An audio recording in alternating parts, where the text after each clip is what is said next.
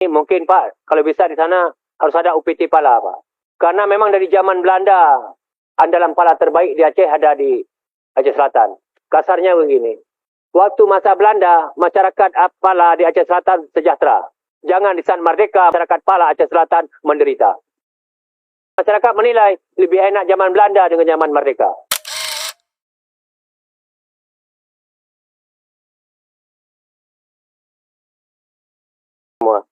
Kemudian terima kasih Pak Dirjen Bun terhadap langkah cepat kemarin terhadap dikirimnya timnya ke Aceh Selatan.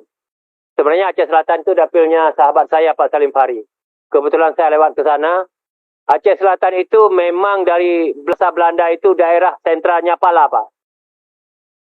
Tapi kemarin memang diserah hama yang luar biasa. Sudah 5 tahun, 10 tahun sudah. Ini mungkin Pak, kalau bisa di sana harus ada UPT pala Pak.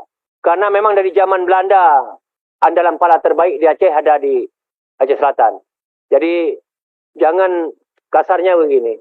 Waktu masa Belanda, masyarakat pala di Aceh Selatan sejahtera. Jangan di saat merdeka, masyarakat pala Aceh Selatan menderita. Jadi jangan nanti masyarakat menilai lebih enak zaman Belanda dengan zaman merdeka. Ini mohon perhatian kita semua. Hanya ini yang dapat saya sampaikan. Terima kasih. Assalamualaikum warahmatullahi wabarakatuh.